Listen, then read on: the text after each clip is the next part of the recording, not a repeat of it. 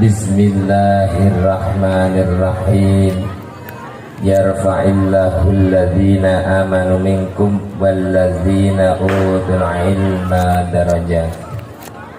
Wa qala aidan qala Rasulullah sallallahu alaihi wasallam. Duh, kok diem aja? Tak ulang. Duh, Pak Bapak iman cinta Rasul.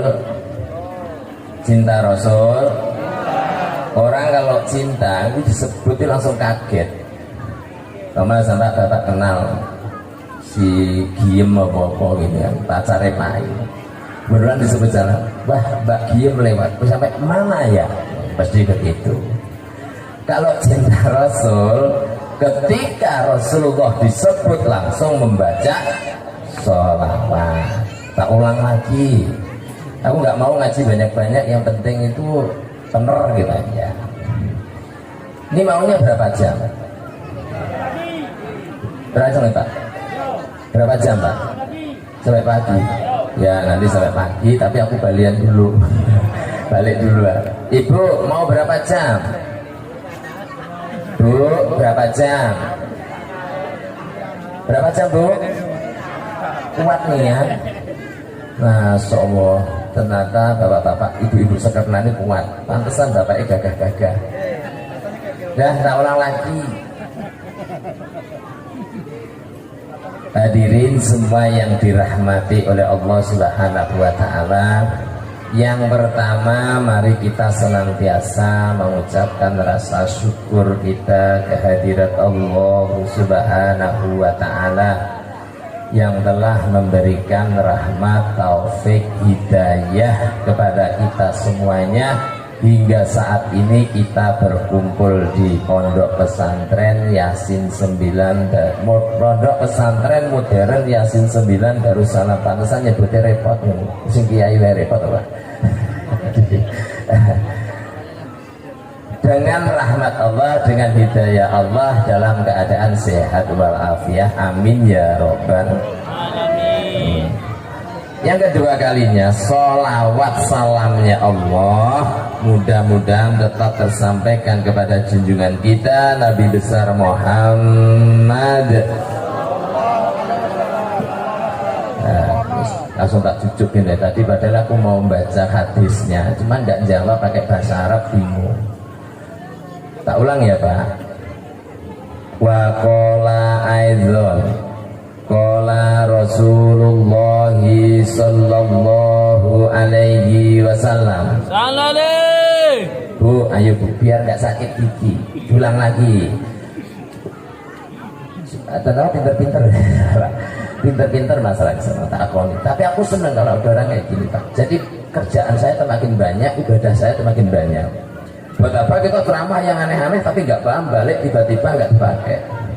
Satu aja sholawat penting.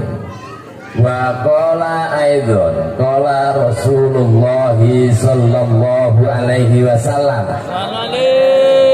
Ini dalilnya sampai bener-bener pegang Pak. Sampai besok jaminan dunia akhirat itu selamat. Nanti tak bagi-bagi. Kata Rasulullah, uhzu aliman au muta'alliman au mustami'an au muhibban wala khamisan. Wis yakin kita ya ini siapa? Dah, yang saya hormati para alim ulama, para kiai, para habaib, wabil khusus akhina kiram Kiai Haji Muhammad Adam Kurniawan Al Ahmad Khan, pengasuh Pondok Pesantren Yasin 9 Darussalam, beserta ibu, mudah-mudahan selalu diberi kesehatan, selalu diberi kesabaran, selalu diberi kekuatan zahir maupun batin mengasuh Pondok Pesantren Yasin 9 ini hingga akhir hayatnya dan menjadi member Rasulullah Shallallahu Alaihi Wasallam. Amin Allahumma.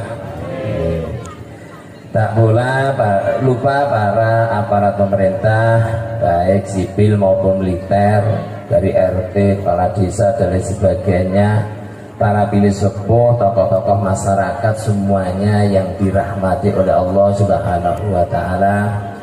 Dan tak lupa pula para ibu-ibu, bapak-bapak, wali murid yang selalu dirahmati oleh Allah, dan khususnya anak-anakku semuanya, santri pondok pesantren modern Yasin 9 Darussalam.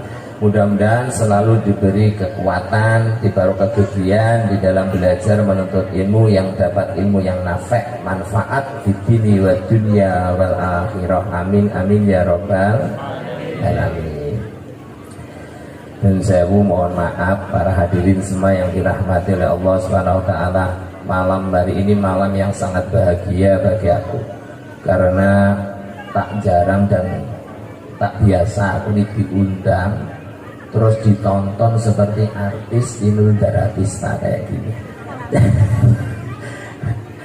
Aku tuh gak bisa joget, kok kon joget di depan kayak gini. Ya, alhamdulillah ini sangat bahagia sekali. Itu gara-gara saudara kami itu Pak Yai Adam. Ngomongnya susah payah undang sini, padahal lewat HP tok loh Pak. Lewat HP tok. Yai besok datang, iki jenenge nodong opo-opo kan. Tapi mohon maaf, setelah aku datang ke sini itu aku nangis meneteskan air mata. Teringat 10 tahun yang lalu Pak Yai.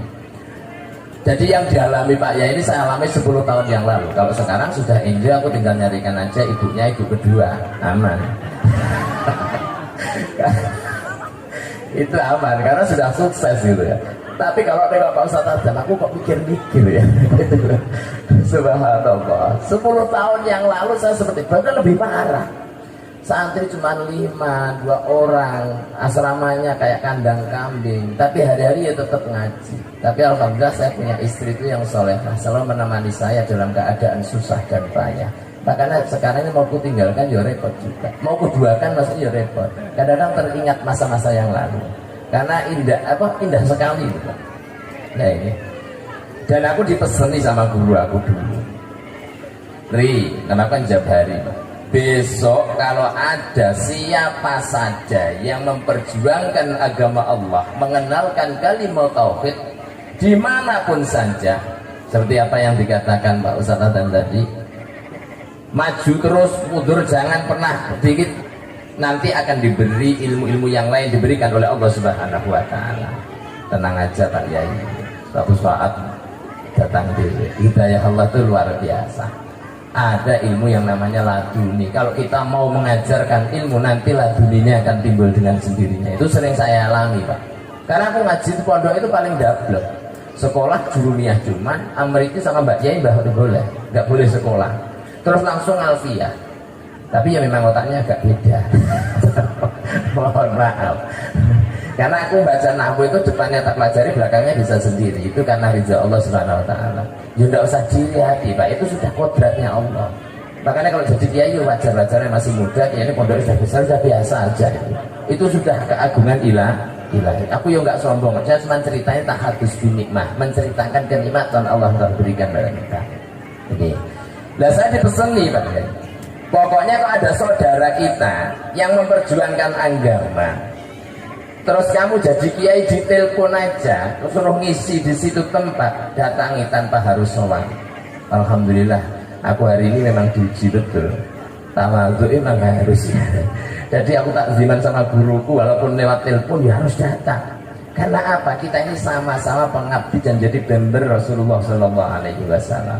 Maka aman Pak ya. Wes, walaupun nggak diamplopi nggak apa-apa, sepenting isinya. Ya. Subhanallah. Aku jadi nangis nengoknya itu tadi. Sampai bingung aku tadi mau ngaji apa nanti sini. Lah kok repot aku nih Pak. Pertama maulid, yang kedua nengok sini tua-tua, yang situ ibu-ibu, yang sini bapak-bapak. Tadi anak-anak di sini. Nah ini kalau dikaji sebulan nggak selesai. Sekarang yang saya kaji, saya nggak ngaji banyak ke anaknya Pak, tapi yang saya pesankan pada bapak-bapak itu pertama maulid. Sekarang ini sudah banyak orang yang mengatakan maulid itu bid'ah. Bahkan dalilnya ya qulu bid'atin dolalatun itu aja. Mohon maaf, orang itu kalau ngaji jangan setengah-setengah, jangan ujungnya saja. Seperti yang saya katakan, aku ini belajar nahu ujungnya, tapi belakangnya saya selesaikan. Nanti kita akan tahu semuanya dan kita akan paham yang sebenarnya. Ngaji hadis harus paham asbabul wurudnya. Jadi Rasulullah mengatakan seperti itu di sekelilingnya ini ada apa? Ini kayak tadi Pak, joget-joget di sini anak-anak seperti itu. Itu kalau orang Wahabi dia ngomongnya dia itu bid'ah itu Pak. Mana nggak ada zaman Rasulullah joget-joget. Aduh, orang yang nggak ngaji bener. Ini tak kasih cerita Pak, sedikit saya ceritakan. Hukum dalam Islam itu mulai berkembang. Pertama diambil dari Al-Quranul Karim. Al-Quran perlu kita belajar tafsirnya yang benar-benar belajar. Asbabun nuzulnya tahu, ilmu Qurannya harus tahu. Ini Pak. Jadi anaknya mudah-mudahan nanti nyampe itu semuanya. Harus benar-benar ngerti apa yang dimaksud turunnya Al-Quran. Ayat per ayat, bahkan kalam per kalam. Tidak ngawur kita jadinya. Terus yang kedua hadis itu tadi harus paham asbabul wurudnya. Jadi duduk masalah pertama sholat itu di Al-Quran diperintahkan aqimus sholat. Hanya itu saja. Nah ini dasarnya utamanya, pondasinya. Di hadis disebutkan shollu kama ra'aitumuni usolli. Sholatlah engkau semuanya seperti halnya aku sholat. Nah kalau baru dua itu toh nanti repot gitu. Nah sholatnya gimana? Terus ulama para sahabat ada ijma dan kiasnya, dia melihat bagaimana Rasulullah sujud, apa yang dibaca dan lain sebagainya. Akhirnya terus disimpulkan ada ilmu fikih, cara-cara sholat. Ini pentingnya Pak. Kita mengenal ulama. Insya Allah nggak salah masuk di sini. Sini adalah tempat ajaran ahli sunnah wal jamaah. Yang saya terangkan nggak itu Pak. Itu cuma komit aja depannya. Saya yang penting sekarang maulid dulu. Pokoknya yakin sama maulid bahwa setelah maulid nanti berkah semua hidupnya. Amin Allahumma amin. Aku biasa maulid itu saya awali dengan bersolawat. Nah ini belum ibunya ikut di sini. Saya mau bersolawat bersama ibu. Karena aku kalau nggak duet sama ibu itu nggak romantis rasanya. Gimana Bu? Setuju Bu? Ya nanti sampai rumah duet sama bapak-bapaknya. Ya, tak ajari Bu sholawatnya.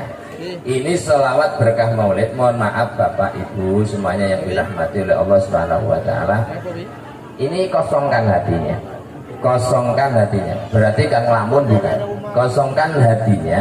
Ingatlah Allah Subhanahu wa Ta'ala. Buang rasa kesombongan, buang rasa apapun saja. Karena apa? Kita bersolawat atau berdoa ke hadapan Allah Subhanahu wa Ta'ala, kalau masih ada sedikit aja rasa iri hati, rasa dengki, rasa sombong, tidak akan pernah mustajabah, tidak pernah dikabulkan oleh Allah Subhanahu wa Ta'ala.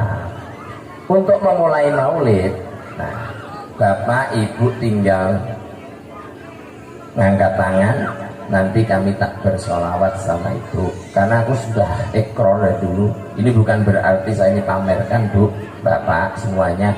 Saya ini dikasih anugerah oleh Allah Subhanahu wa Ta'ala. Kebetulan ya nggak ada rembukan, nggak ada apa, nggak ada hujan, nggak ada angin. Kebetulan aku ini dapat istri ya tanpa ketahui ini anak siapa, nggak tahu sebelumnya. Alhamdulillah aku ini orangnya agak ganteng, tapi dilamar, bukan melamar. Pede banget, ya memang kan yarfa'illahu alladziina amanu minkum walladziina utul ilma darajat. Asal ilmunya sudah datang, perempuan kecil datang dewe. Nah, kebetulan aku dilamar. Ya semangat itu. Nah, Kang santri harus semangat begitu. Belajar. Datang ke Abdullah kamu ngajar datang. Padahal saya nggak punya apa-apa. Kok nggak khawatir kalau anaknya nanti nggak kasih makan. Tapi mertua enggak, memang itu yang saya harapkan. Alhamdulillah sampai sekarang jadi. Dan saya nggak sengaja, nggak tahu kalau ibu itu juga bersuara qori, bas. Ya kebetulan saya juga qori, Pak. Jadi memang sudah kehendak Allah SWT. Nah ini saya syukuri.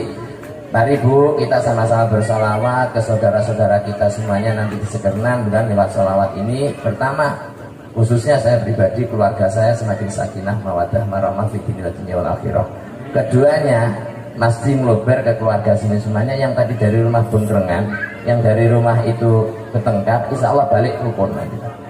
Ini terus istrinya Mbah nurut-nurut Pak, seperti istri saya, insya Allah. Amin Allahumma amin. Allahumma sholli ala Muhammad. Ya khairal mauludin di Makkah qad ata, ya khairal mauludin di Makkah qad ata, zallat bihaibatihi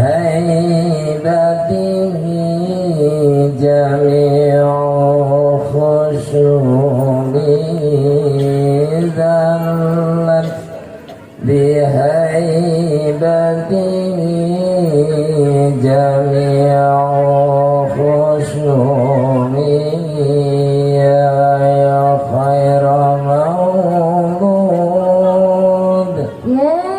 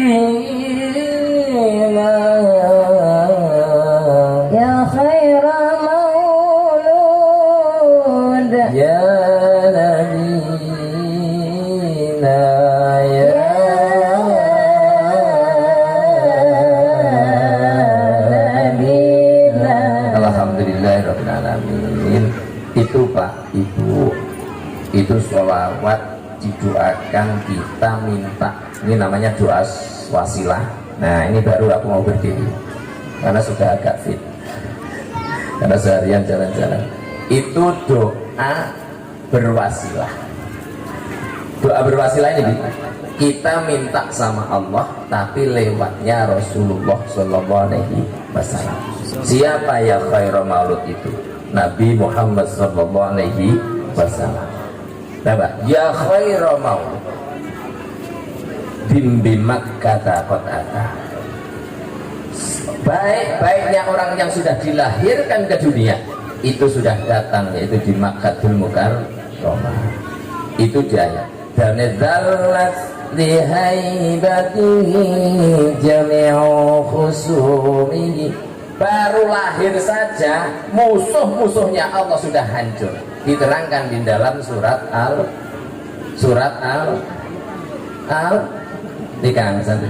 Al-Fil.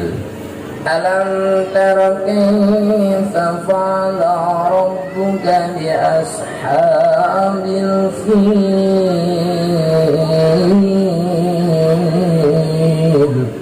Terus ikan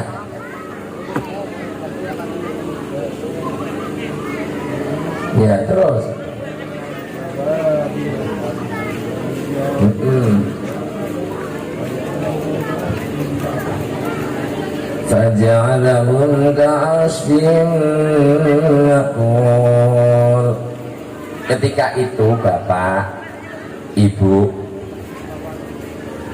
Makkah atau disebut Ka'bah itu tempat yang sakral. Makanya kita perlu kalimat tauhid di situ. Neneknya Rasulullah siapa? Kakeknya Abdul Muthalib. Abdul Muthalib itu pimpin. Ini saya tanya biar tambah rajin, bukan kok aku ngetes sampean enggak. Sampean gimana? Abdul Muthalib itu orang yang mempunyai, ini kisahnya Pak, di dalam tafsir Shawi diterangkan. Orang yang mempunyai tauhid yang kuat. Ketika itu dia itu sangat gagah, sangat hebat, sangat disegani. Terus kedatangan namanya Raja Abroha dengan pasukan gajah yang sangat kuat ingin menghancurkan Ka'bah. Dan ketika itu Rasulullah dilahirkan pada tanggal 12 Rabiul Awal tahun gajah. Maka disebut tahunnya tahun gajah. Lah ketika itu Abdul Muthalib dia ditanya, ditangkap dan semua hartanya dirampas oleh Raja Abroha. Nah itu ditanya, hei kamu kan pemimpin hebat, saking wibawanya Abroha ini sampai turun dari hebat. Ini Abdul Muthalib, kakeknya Rasulullah SAW, dan dia ternyata punya tauhid yang sangat luar biasa. Sekarang apa yang kau minta? Ingin melindungi Ka'bahmu atau melindungi apa? Dia mengatakan begini, saya minta harta-harta saya dikembalikan. Kalau mau hancurkan, hancurkan Ka'bah. Tapi dia mengatakan Ka'bah itu ada yang punya, pasti akan dilindungi oleh yang punya, yaitu Allah Subhanahu wa Ta'ala. Dan Ka'bah mau dihancurkan, Rasulullah lahir. Baru lahirnya saja sudah membawa berkah dan manfaat. Akhirnya Allah mengirimkan burung ababil dari surga, ngambil batu yang dari dasar neraka jahanam, dibawa terbang Pak. Gampang, mudah Allah mau menghinakan seseorang. Mau jayanya kayak apa, mau hebatnya kayak apa, ini jadi pelajaran kita Pak. Kita boleh kaya raya, kita boleh gagah, kita boleh pangkat tinggi, tapi kalau Allah menghendaki hancur, tidak hanya sekedar menitan, detikan saja bisa. Seperti membalikkan telapak tangan, gampang. Maka kesombongan itu tidak akan mendapatkan keuntungan bagi kita semuanya. Rasulullah mengatakan orang yang sombong tidak akan pernah mendapatkan baunya surga. Mudah-mudahan kita dijauhkan dari penyakit bibir. Amin ya robbal alamin. Dah, aku duduk lagi. Itu maulid Pak. Cukup sekian saja maulidnya. Sekarang aku ingin nambahi Bapak biar ngerti betul. Oh, kok aslinya pesantren itu. Biar Bapak ngerti, Bapak Ibu yang dirahmati oleh Allah. Mohon maaf, aku ngajinya nggak pada guyon-guyon Pak. Aku nggak seneng guyon. Aku senang ngajinya, khawatir kalau guyon nanti mabrur, akhirnya timbulnya hanya seperti pelawak. Itu nggak dapat apa-apa. Aku sering ngaji, dia tuh malu kalau ngaji. Sebab kadang-kadang kelewatan malah jadi guyonan kayak show gitu. Pengajian itu kayak show, bukan ngaji bener tapi show ngaji. Kelihatannya songkokannya sama, serbannya sama, tapi isinya show. Show ngaji itu beda loh Pak sama ngaji bener. Karena aku sudah biasa di depan kitab, sudah biasa di depan santri. Tapi kalau undang kadang-kadang mikir, ini bener ngaji atau enggak? Nah gitu. Tapi mohon maaf Bapak Ibu, ini mondok, anak-anak kalau mondok dipondokkan. Tadi aku senang programnya Pak Yai, ada orang tua dan begini dan lain sebagainya. Ketika Bapak Ibu dulu belum mondok, sekarang anaknya mondok, sekali-kali mondok itu bukan hanya urusan kiai saja, bukan urusan ustadz saja, tapi orang tuanya juga harus ikut mondok. Bukan berarti orang tuanya mukim di pondok itu, bukan Bapak. Tapi kan ada pengajian malam, pengajian entah seberapa sebulan sekali atau seminggu sekali, ngikut biar ngerti keadaan pondok. Paham? Ngerti? Nah, aku tadi baca hadis uhdu ngaliman au muta'aliman au mustami'an au muhibban wala khamisah. Orang hidup kalau pengen selamat, satu, jadilah mengajar. Tadi Pak Yai ngajar tak sebisa-bisa saya, pokoknya saya ajarkan. Itu bagus, ya memang begitu. Balihu walau Ini yang ngalim, ustad-ustad tidak usah pamrih apa-apa, entah gajinya apa, yang penting kau lillahi ta'ala, Allah subhanahu wa ta'ala nanti akan jamin kehidupannya. Orang ngaji itu nggak perlu pamrih apa-apa, hanya satu, menjalankan perintah Allah subhanahu wa ta'ala yang ada di dalam Al-Quran. Wal takum minkum ummatu yad'una ilal khairi wa ya'muruna bil ma'ruf wa yanhauna 'anil munkar. Jadilah di antara kalian semuanya yang mendoakan kebaikan dan mengajak kepada kebaikan dan mencegah suatu kemungkaran. Jadi niati pokoknya ngaji. Kalau gaji terlambat ya alhamdulillah. Kalau digaji jangan niati gaji Pak Yai, diniati aja bisyarah. Karena kalau digaji ilmunya Kiai itu satu huruf itu, kalau Sayyidina Ali itu 2000 per huruf, tambah per huruf 2000. Ilmu itu kalau digajikan itu menurut Sayyidina Ali itu per hurufnya 2000. Lah kalau digajikan ya Bapak ya jedot. Maka ada hadis di situ, ada keterangan di situ menerangkan semuanya itu atas perintahnya Allah Subhanahu wa taala. Jadi nanti gurunya juga lillahi ta'ala. Maka santri itu hebat. Karena apa? Gurunya lillahi ta'ala, tidak mengharapkan apapun. Tadi tanya sama aku, Pak Yai cerita itu 4 bulannya sekian, bahkan sampai 25 juta. Itu masih enteng Pak Yai. Aku 10 hari aja udah 40 juta. Biasa. Udah biasa kayak gitu. Tapi nanti gantinya Allah lipat 7 kali lipat dari itu semuanya. Insya Allah pondok pesantren Darussalam ini segera diangkat oleh Allah Subhanahu wa taala. Tadi sudah hujan itu berkah. Bukan gua ngomong sampai hujan ya ini raka romah, terserah Anda. Aku pas ini ya terus turun, hujannya berhenti kok. Jadi ya pertama kok mustajabah nih ya terah ya wali, aku ngomong gitu. Ya alhamdulillah anak-anak kita yang masih kecil-kecil bersolawat hujan-hujan itu semangat yang luar biasa. Man jada wajada, barang siapa yang sungguh-sungguh maka dia akan mendapatkan.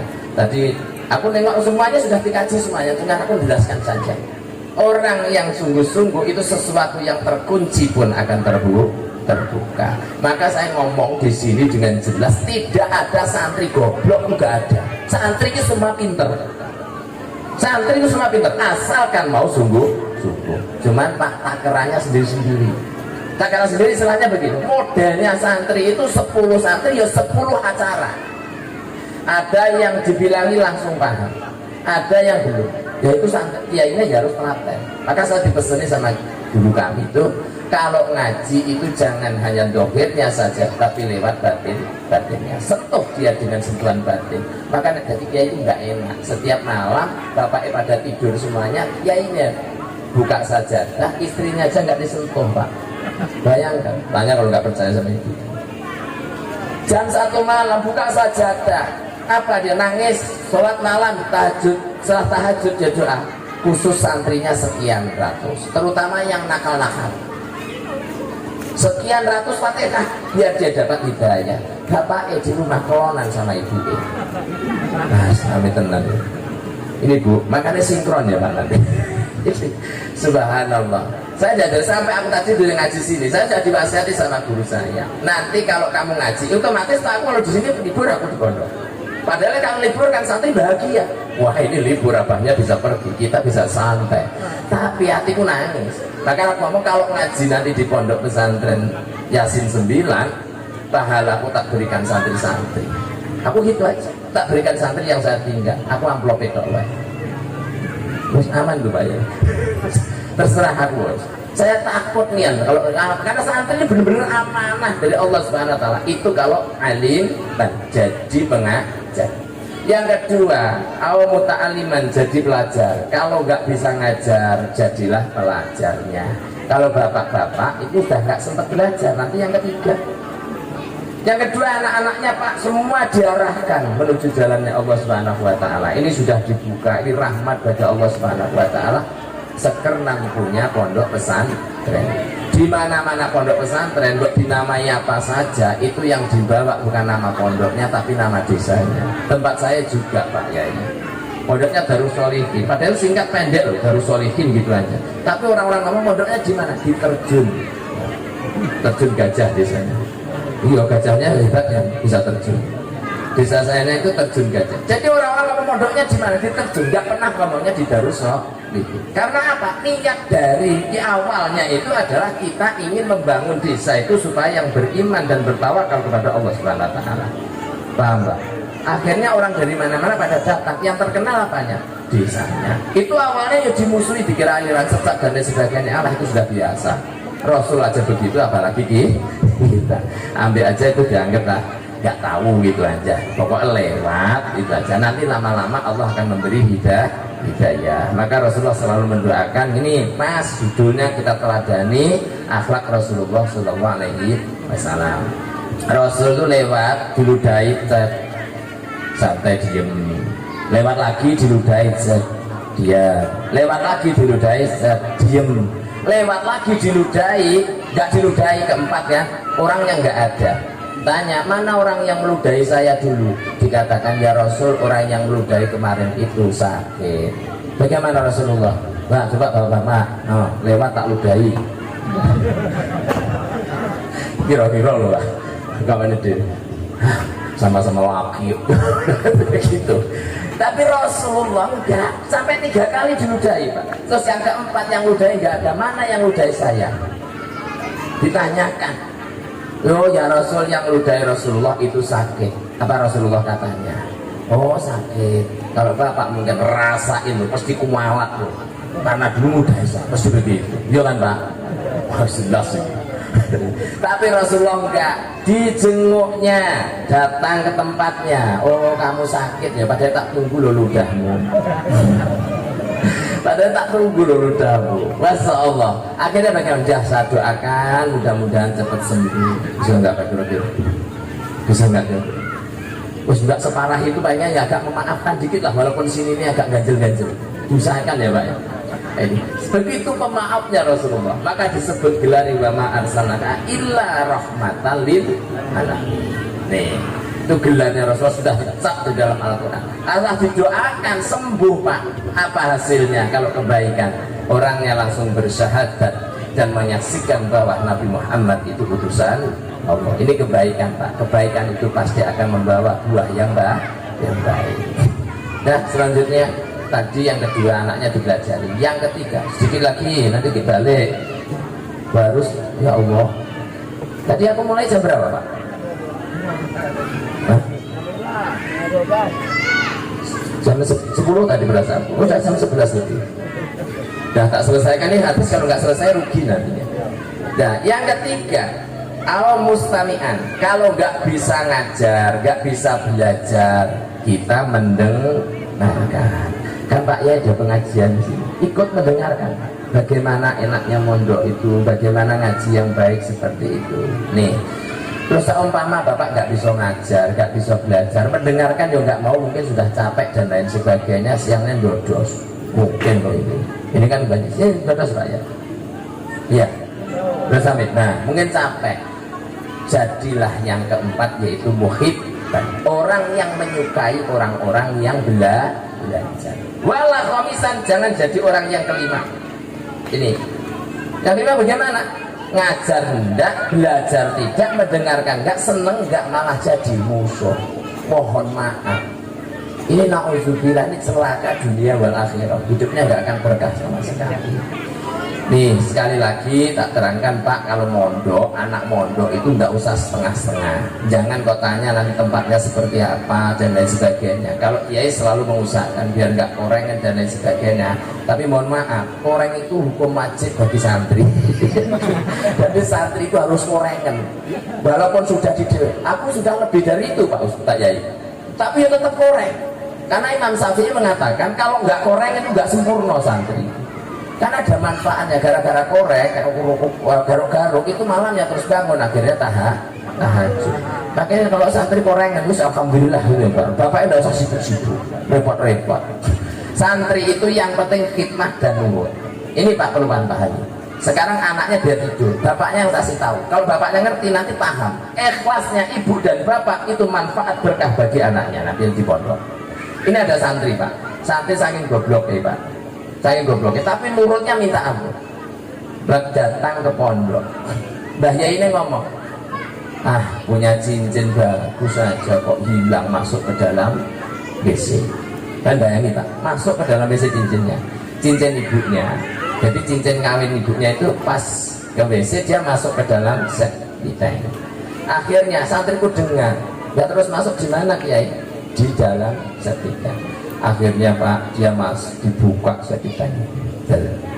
Ini santri karo hikmah. Ini baru datang. Setelah dibuka dia harus masuk berenang di lautan Mas. Di lautan Mas berenang dicari bahkan sampai gini-gini satu-satu, mana ini kok nggak ketemu cincinnya ibunya ya? Dicari betul ya Pak. Masya Allah nggak ketemu sampai ini semuanya sudah berlumuran emas Bu, paham? Terus dia duduk di pinggiran kayak ini tenang gitu. Ini sudah banyak yang menceritakan di mana. Terus dia begini sambil tadi begini di lautan emas. Nanti maksudnya Pak, lautan tai itu juga Pak.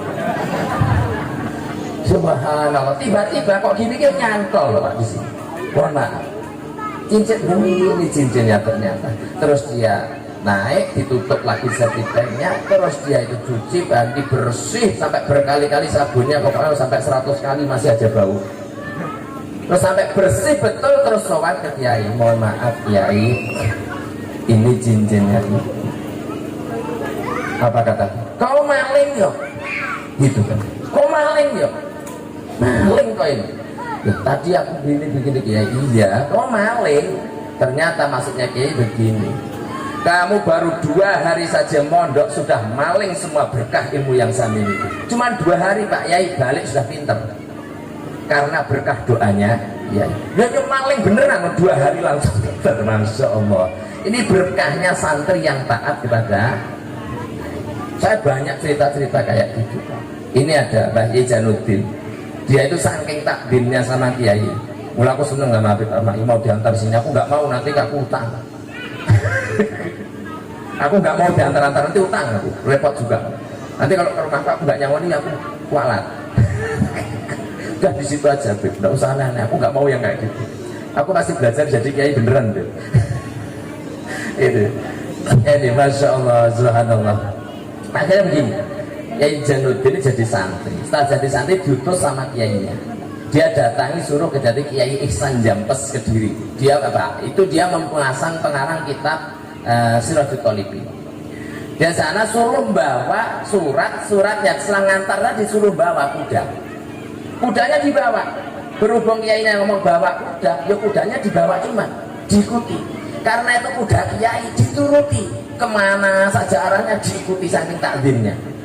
Namanya kuda Kiai yang ngerti rumahnya Kiai Ihsan Jampes. Jadi sebulan mulai dari pondok sampai ke tempatnya yang seharusnya ditempuh hanya sehari, bisa 1 bulan baru nyampe pondoknya Kiai Ihsan Jampes. Assalamualaikum, waalaikumsalam. Mohon maaf Kiai, saya ada dapat dari Kiai saya, ini ada surat seperti ini. Bayangkan. Oh iya, setelah ditulis, tutup lagi, kembalikan. Ya udah sana kembali. Kok tadi kok lama nian ngopo? Nah karena aku cuma bawa kuda, bukan tunggangi kuda. Akhirnya bapak ibu balik lagi, kudanya nggak ditunggangi, dibawa. Kan sama kiainya suruh bawa, tidak suruh menunggang kuda. Saking takdirnya. Akhirnya 1 minggu baru sampai pondoknya. Bayangkan Pak. Masya Allah.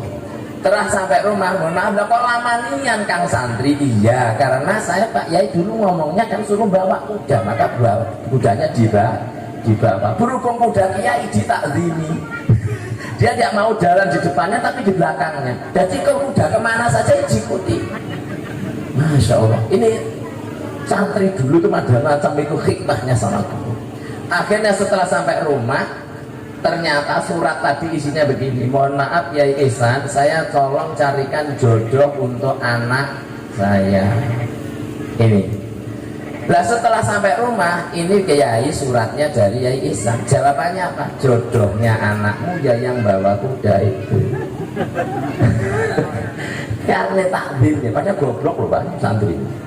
Gobloknya minta ampun, mau ngapalan nggak apa-apa. Masya Allah. Akhirnya apa? Dan namanya Kiai sama Kiai sudah sinkron, sudah tahu bahwa itu rahmatnya Allah Subhanahu Wa Taala. Udah bin, sekarang kamu saya nikahkan dengan anak saya. Setelah dinikahkan, terus malam malam pertama. Nah, kalau santri-santri sini kesenangan anak kiai ayu, bener-bener cantik kalau anak kiai. Ini enggak, dia telah masuk ke dalam kamar, dia di pojokan nangis. Nangisnya apa? Wong nunggangi kudanya aja nggak berani, apalagi nunggangi. Bayangin, nangis di pojokan kamar itu kan. Orang sampai ini langsung gasa elek, bisa begitu. Subhanallah, enggak benar. Subhanallah. Akhirnya kedatangan Rasulullah. Sudah mulai sekarang kau kasih ilmu laduni kudrakan sama Allah, kau jadi pintar, sudah sah kau menjadi menantu ya. Langsung pintar semuanya. Dia baru sanggup ketemu istrinya. Nangis dulu, nggak gampang. Jadi anak mantu kiai kudu laduni dulu, kalau nggak laku. Subhanallah. Udah itu saja Pak pesan saya.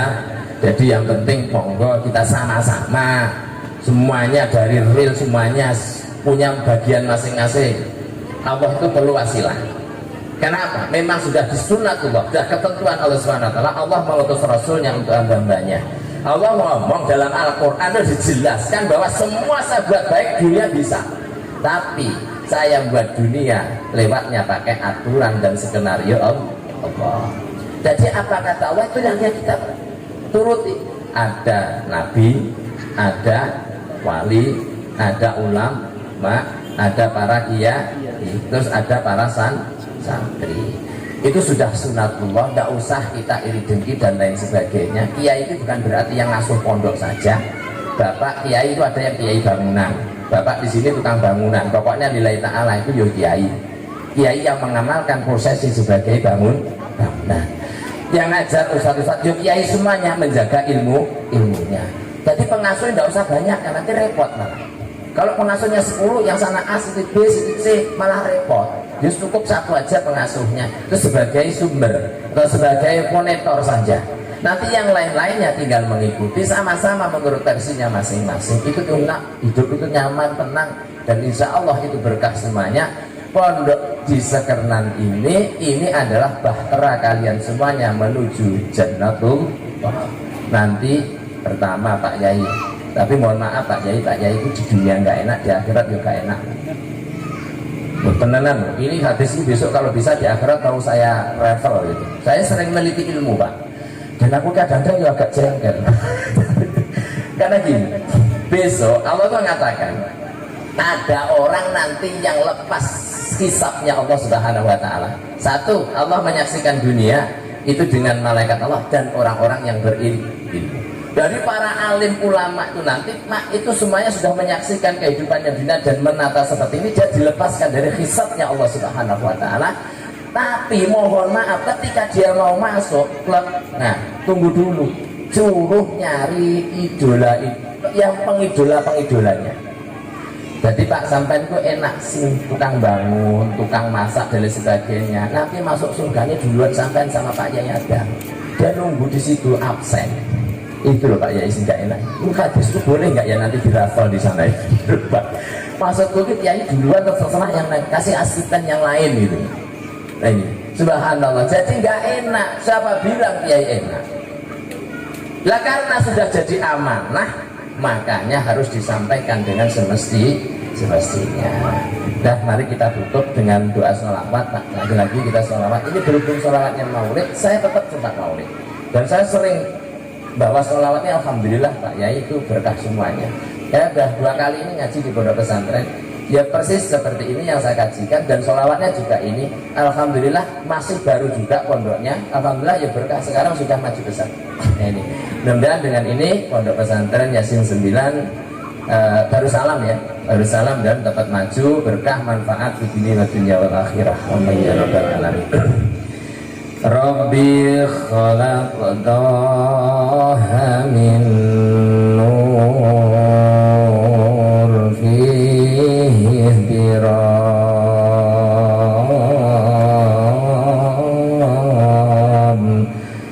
Rabbi khalaqtaha min nur fihi ihtiram. Nadahu aqbil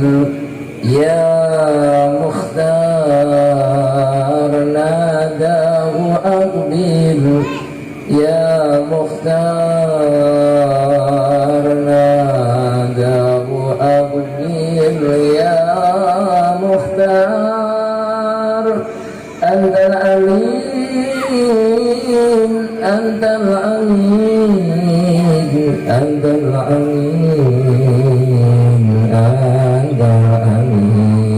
Mari Pak, diangkat tangannya, dikusukkan, insya Allah dengan berkahnya Rasulullah kita semuanya satu, diberi keimanan, ketetapan Islam dunia wal akhirah. Semuanya yang jadi masalah kita semuanya kelar, apapun yang jadi permasalahan kita diangkat oleh Allah Subhanahu wa taala, sekernan tambah rukun makmur fi dini wa dunya wal akhirah. Rabbi khalaqaha min nur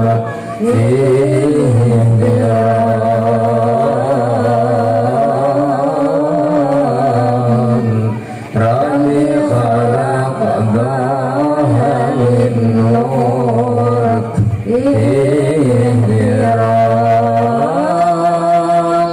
nadahu aqbil ya mukhtar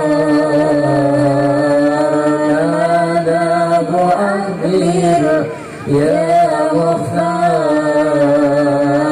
nadahu aqbil ya mukhtar antal amin antal amin antal amin antal amin lam artaqam bainal ma'mur sana imam lam artaqam bainal ma'mur sana imam wa qadana li rabbihi bil jalil wa qadana li rabbihi bil jalil nadahu aqbil ya mukhtar nadahu aqbil ya mukhtar